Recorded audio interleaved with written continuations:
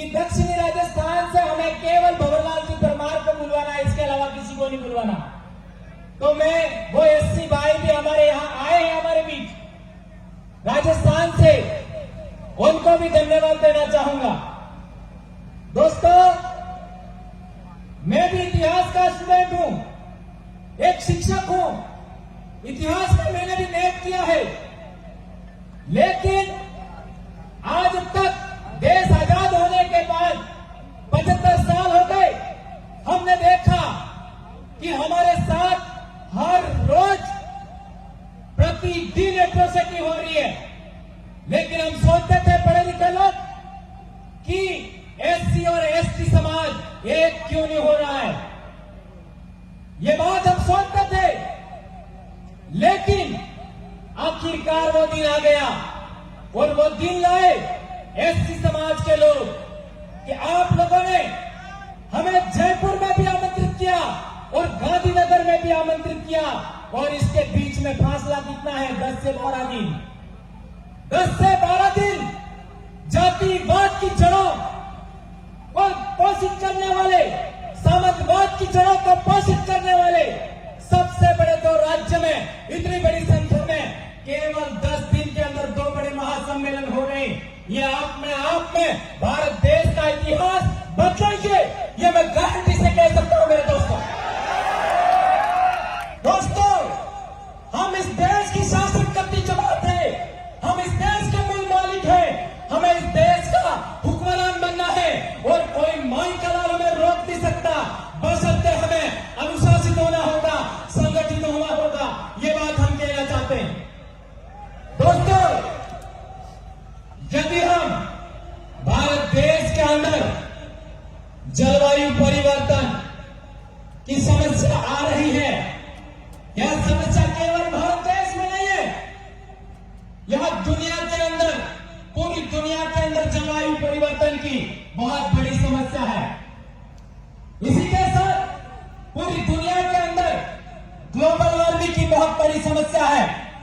इसी के साथ हम लोग बात करते हैं प्रकृति को बचाने की और जीव जगत को बचाने की।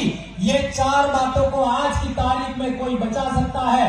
बड़े बड़े साइंटिस्टों ने बोला है, बड़े बड़े मनोवैज्ञानिकों ने बोला है, बड़े बड़े पर्यावरणविदों ने बोला है, बड़े बड़े जीव विज्ञानियों ने बोला है कि आदिवासियों की संस्कृति ही आपका जलवायु परिवर्तन रोक सकती है, ग्लोबल वार्मिंग रोक सकती है, प्रकृति को बचा सकती है और जीव जगत को बचा सकती है। तो हमें आदिवासी संस्कृति को आगे बढ़ाना होगा, ये बात हम कहना चाहते हैं। इसलिए आदिवासियों को, पूरे देश के आदिवासियों को एक होना होगा। और दूसरी बात, मानवता की इज्जत करना चाहते हैं हम लोग। यदि हम जातिवाद को रोकना चाहते हैं, यदि हम सामंतवाद को रोकना चाहते हैं, यदि हम एससी एसटी एक्ट को बचाना चाहते हैं, आरक्षण को बचाना चाहते हैं, ये 4 बातों को हम आगे बढ़ाना चाहते हैं, तो हमें एससी एसटी एकता कायम करना होगा। इसके अलावा कोई विकल्प नहीं है। बेशक एससी और एसटी में कुछ भिन्नताएं हैं, ये हम मानते हैं, वो इतिहास की देन है, ये इतिहास की देन है। 5 जनवरी 2011 सुप्रीम कोर्ट के जजमेंट ने भी बोला है, जैसा कि पूर्व वक्ता बोल रहे थे कि हमको दैत्य दानव असुर राक्षस कहा गया। ये सुप्रीम कोर्ट का जजमेंट भी पढ़ लीजिए, उसके अंदर भी ये बात बताई गई है। शेड्यूल्ड ट्राइब ब्रैकेट के अंदर आदिवासी लिखा सुप्रीम कोर्ट में जजमेंट है। लेकिन आज तक हमारे देश के अंदर हम लोगों को आदिवासी का टाइटल नहीं दिया, स्टेटस नहीं दिया। संविधान निर्माण होने से पहले से हमारे पूर्वज जयपाल सिंह मुंडा सहित कई महापुरुषों ने कहा था कि हम लोगों को आदिवासी कहा जाए, लेकिन आज तक हमको आदिवासी का टाइटल नहीं मिला। आज पूरे देश का आदिवासी बोल रहा है कि हमको अनुसूचित जनजाति के बजाय आदिवासी कहा जाए। और हमारे देश के हुक्मरान दुनिया के मंच पर जाते हैं, अब यूरोप के मंच पर जाते हैं और कहते हैं भारत में कोई आदिवासी नहीं है। भीली भाषा को भी इंडो आर्यन मानते हैं। हम कहना चाहते हैं, एक बार हमारी बोली बोल के तो दिखाओ। मैं भील आदिवासी का बच्चा हूं, मेरी बोली बोल करके दिखाओ, ये मैं कहना चाहता हूं। हमारे बोली के शब्दों का अर्थ बता दीजिए। मैंने कई लोगों को चेक किया है, वो हमारी बोली बोल तक नहीं पाती। और हमारी बोली प्रकृति सम्मत है, विज्ञान सम्मत है, और हमारी बोली, हमारी संस्कृति विज्ञान सम्मत है, प्रकृति सम्मत है। तथागत बुद्ध ने भी विज्ञान को आधार माना था, तर्कवाद को आधार माना था, मानवता को आधार माना था। यह बात इतिहास में आगे जाकर के मिलेगी, लेकिन समय के अनुसार इस बात में हम लोग आगे बढ़ेंगे। दोस्तों, अगर हम हमारे देश में लोकतंत्र को बचाना चाहते हैं, अगर हम हमारे देश के अंदर संविधान को बचाना चाहते हैं, अगर हम लोग इस देश के अंदर एकता, अखंडता, हमारे भारत भूमि का कायम रखना चाहते हैं, इस देश के अंदर हम लोग शांति लाना चाहते हैं, तो हमें SC, ST, OBC और माइनॉरिटी का एक आवाज बुलंद करना होगा। वन वॉइस होना चाहिए, एकता कायम होनी चाहिए, तब ये देश बचेगा। अन्यथा पूरे देश की समस्या देख लीजिए। राजस्थान में क्या हुआ इंद्र मेघवाल के साथ, जितेंद्र मेघवाल के साथ क्या हुआ, कार्तिक भील के साथ क्या हुआ, कल परसों पूजा भील के साथ क्या हुआ, कैलाश भील के साथ क्या हुआ। मध्य प्रदेश का अंदर देखो, उस इलाके में क्या क्या हुआ। न्याय नहीं मिल रहा है, दूसरे लोगों के साथ कुछ होता है।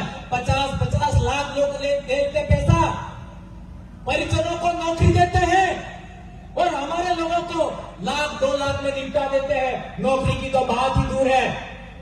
शासक वर्ग लोकतंत्र के अंदर हमारे साथ अन्याय कर रहा है, भेदभाव कर रहा है। या राजस्थान में 3-4 घटनाएं घटी, उसमें आप देख सकते हो। कार्तिक भील को आज तक उनका परिवार बैठा हुआ है, उनके बच्चों के वीडियो आपने देखे होंगे, आज तक उनको न्याय नहीं मिला। पूजा भील को लेकर के न्याय नहीं मिला। कल ही रैली थी, कल परसों उदयपुर के अंदर।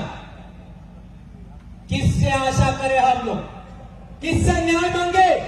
संविधान का प्रियम्बल हमें कहता है कि सामाजिक न्याय होगा, आर्थिक न्याय होगा, राजनीतिक न्याय होगा। आज तक आपका प्रियम्बल लागू नहीं किया। प्रतिष्ठा का आपको समानता मिलेगी, अवसर की समानता मिलेगी, कहां मिल रही है। और यदि हम लोग बोलते हैं तो ये लोग हमारे ऊपर अनर्गल आरोप लगाते। इस देश के अंदर एक कानून ऐसा भी होना चाहिए, जो लोग गलत आरोप लगाते हैं उनको फांसी होनी चाहिए। क्या यह होना चाहिए? हाथ ऊंचा करके बोलिए। जो झूठ का प्रचार करते हैं, झूठे आरोप लगाते हैं, उनको इस देश में फांसी होना चाहिए। ऐसा भी कानून लागू होना चाहिए। ये बात हम कहना चाहते हैं। एक शिक्षक का धर्म क्या होता है? सच बोलना। एक शिक्षक का धर्म क्या होता है? न्याय के लिए लड़ना। एक शिक्षक का धर्म क्या होता है? मानवता की सेवा करना, वैज्ञानिक दृष्टिकोण विकसित करना। एक शिक्षक का धर्म होता है लोकतांत्रिक व्यवस्था कायम करने के लिए, मानवता को आबाद करने के लिए काम करना। यही तो हम काम कर रहे हैं। और ये लोग हमारे लिए क्या क्या नहीं बोलते हैं।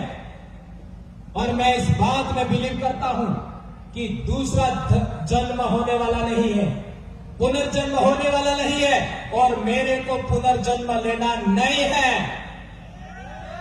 मेरे को स्वर्ग में नहीं जाना है, और कोई खुदा मुझे नरक में लेके नहीं जा सकता। ये मैं गारंटी से कहता हूं। मैं भारत भूमि का मूल वंशज, मूल मालिक आदिवासी। मेरे पूर्वज जहां गए वहीं जाऊंगा। इस धरती में ही मेरा समान होगा, प्रकृति में मेरा विलीनीकरण होगा, उसमें मेरा बिलीव है, सभी जीव जंतुओं के समान। ये बात मैं आप लोगों के बीच में कहना चाहता हूं। मेरे दोस्तों, हमारे देश के अंदर यदि हम SC, ST, OBC माइनॉरिटी के एकता कायम करना चाहते हैं, तो हम लोगों को बाबा साहब अंबेडकर का आज का दिन 14 अप्रैल हम सबको बड़े पैमाने पर एक उत्सव के रूप में मनाना दूसरी बात, आदिवासियों का सबसे बड़ा पूरी दुनिया के अंदर कोई उत्सव आता है, विश्व आदिवासी दिवस, उसे हमें एसटी, एससी, ओबीसी, माइनॉरिटी को सबको भागीदारी निभानी चाहिए और आगे आना चाहिए। यह बात हम कहना चाहते हैं। कल अमेरिका के अंदर डॉक्टर अंबेडकर साहब के जन्म दिवस को इक्वलिटी डे माना गया। यह हमारे लिए गर्व की बात है। इक्वलिटी डे यह हमारे भारत भूमि के लिए बहुत बड़ी बात है। बुद्ध का धर्म बगैर हिंसा के माउथ टू माउथ पूरी दुनिया के अंदर फैला। आज बाबा साहब का नाम भी इसी तरीके से अमेरिका में आज की तारीख में इक्वलिटी डे के नाम पर चमत्कार हो रहा है। यह पूरी भारत भूमि के लिए, यहाँ के लोगों के लिए बहुत बड़ी गर्व की बात है। यह बात हम कहना चाहते हैं। तो आज के बाद हमें 2 दिन एससी एसटी के लिए और भी आगे हम बात करेंगे, लेकिन डॉक्टर अंबेडकर साहब का जन्मदिन 14 अप्रैल एससी एसटी को हमें साथ आना चाहिए और बड़े पैमाने पर धूमधाम से मनाया जाना चाहिए। यह बात हम कहना चाहते हैं। यह हमारा राष्ट्रीय पर्व नंबर 1 होना चाहिए, यह हम कहना चाहते हैं। और दूसरी बात, हमारे देश के अंदर जैसे पूरी दुनिया के अंदर मानवता को बचाना है, जीव जगत को बचाना है, प्रकृति को बचाना है, और यदि जलवायु परिवर्तन रोकना चाहते हैं, आपका ग्लोबल वार्मिंग रोकना चाहते हैं, तो हमें आदिवासियों को बचाना होगा, प्रकृति को बचाना होगा, आदिवासियों की संस्कृति को बचाना होगा। तो वर्ल्ड इंडिजिनस डे जो यूएनओ ने घोषित किया है, इसे हमें बड़े पैमाने पर आपका नेशनली नहीं इंटरनेशनल फेस्टिवल के रूप में हमें आगे आकर के मनाना चाहिए, ऐसा हम कहना चाहते हैं। और हमारे देश के अंदर इंडिपेंडेंट मिला हमको 15 अगस्त को, इसे भी हमें राष्ट्रीय पर्व के रूप में बड़े पैमाने पर मनाना चाहिए। और हमें इंसान बनने का, इस देश की धरती पर इंसान बनने का हक हमको संविधान से मिला। तो संविधान 26 जनवरी को लागू हुआ था, उसे भी हमें अब बड़े पैमाने पर राष्ट्रीय लेवल पर मनाया जा रहा है और बड़े पैमाने पर हमें मनाना चाहिए। इसके अलावा सभी पर्व त्योहारों को गुड बाय कहना चाहिए। यदि आप मेरी बातों को समझे होंगे तो मैं मानूंगा कि मेरा यहां आना सार्थक हुआ। एक और बात कहना चाहते हैं, बिरसा मुंडा 25 साल का नौजवान, जिसने हमको, हम आदिवासियों को जल जंगल जमीन का अधिकार दिया, और आज की तारीख में एससी के पास सबसे कम इस देश में जमीन है, सबसे कम। तो आप लोगों की भी ड्यूटी बनती है कि बिरसा मुंडा के आदर्शों को आप आत्मसात कर रहे हैं, लेकिन मैं मेरी तरफ से कह रहा हूं, बिरसा मुंडा के आदर्शों को एक्सेप्ट करते हुए, आगे बढ़ाते हुए हमें बिरसा मुंडा जयंती 15 नवंबर को भी हमें राष्ट्रीय त्योहार के रूप में मनाना चाहिए। तो आज से हमारे 5 राष्ट्रीय त्योहार हुए।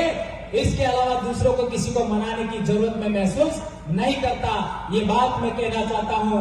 दोस्तों, एक और बात अंत में मैं कहना चाहता हूं कि डॉक्टर अंबेडकर साहब ही नहीं, उससे पहले भी हमारे महापुरुषों ने बहुत बड़ा संघर्ष किया। आप देख लीजिए, सिंधु घाटी सभ्यता में कोई हथियार नहीं मिला, अहिंसक कौम थी, उसकी लिपि आज तक पढ़ी लिखाई लिपि थी, नगर थे। ऐसी नगर व्यवस्था आज भी भारत में नहीं है। ऐसी नगर व्यवस्था हमारे पूर्वजों की विरासत है, महान विरासत है, उसकी लिपि आज तक पढ़ी नहीं गई। वो भी जमीन के नीचे मिले थे, उसको भी दफना दिया गया था। सम्राट अशोक मौर्य की विरासत, उनके शिलालेख, उनके स्तंभ जमीन के अंदर मिले।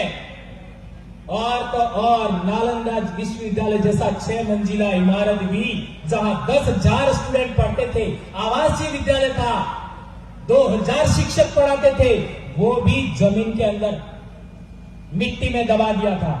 हमारे अनपढ़ भील आदिवासी आज भी कहते हैं कि हमारा इतिहास दबा दिया।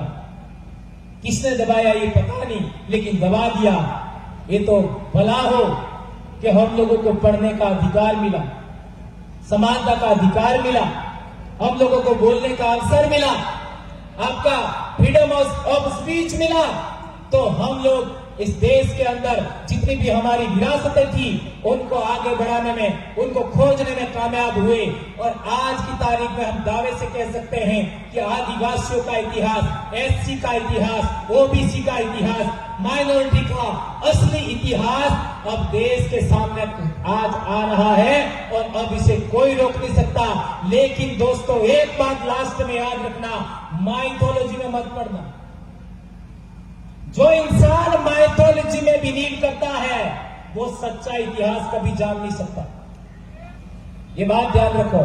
और ये देश में हर दूसरा तीसरा आदमी झूठ बोलता है, तो आप सच खोजने के लिए प्रयास निरंतर करते रहेंगे, ऐसा हम लोग आशा अपेक्षा करते हैं। और मैंने जो भी बातें कही है वो संविधान, लोकतंत्र, कानून और सुप्रीम कोर्ट का जजमेंट 5 जनवरी 2011 सुप्रीम कोर्ट के जजमेंट के आधार पर बोली है। और किसी को मेरे से बहस कर लेनी है, आ जाना सीधा आमने सामने